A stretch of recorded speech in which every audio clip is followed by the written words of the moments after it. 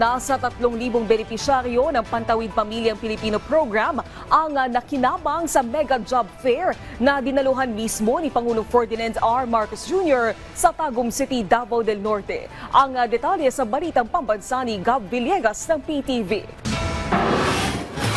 Personal na dinaluhan ni Pangulong Ferdinand R. Marcos Jr. ang ginanap na trabaho sa Bagong Pilipinas Mega Job Fair sa Tagum City sa Davao del Norte, kung saan halos 3,000 benepisyaryo ng Pantawid Pamilyang Pilipino Program mula sa Carmen at Tagum City ang dumalo. Ito ay inisyatiba ng Office of the President at Department of Social Welfare and Development Field Office 11 sa layo na mapabuti ang pamumuhay ng mga 4-piece beneficiaries sa bansa. Ito ay bilang pagtupad sa aming mandato at sa aming pangako na itaas ang antas ng pamumuhay ng bawat pamilyang Pilipino, lalong-lalo na sa ating mga benepisyaryo ng 4-piece at saka ng tupad.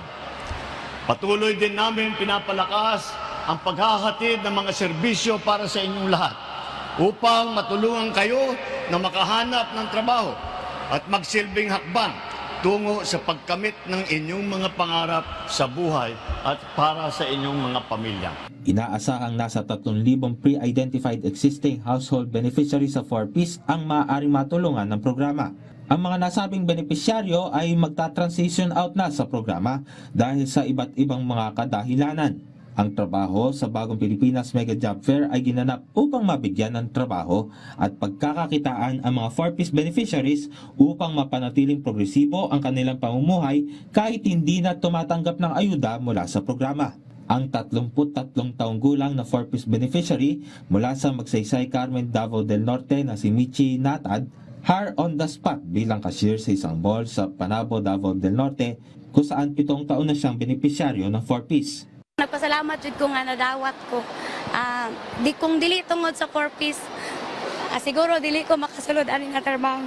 Ayon naman sa Regional Director ng DSWD Region 11 na si Merlinda Paragamak, malaking tulong ang programa para sa 4-piece beneficiaries dahil magpipitong taon na sila sa programa at kailangan na nila mag-transition out. Importante po itong activity na ito kasi dinadala natin ang serbisyo para sa kanila.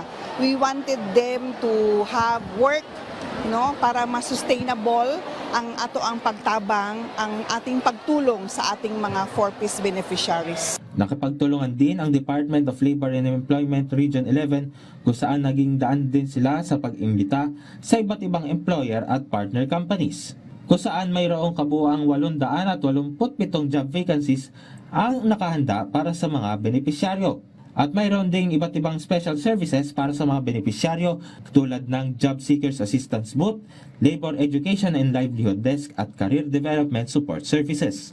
Mula sa People's Television Network, Gabo Milde Villegas para sa Balitang Pambansa.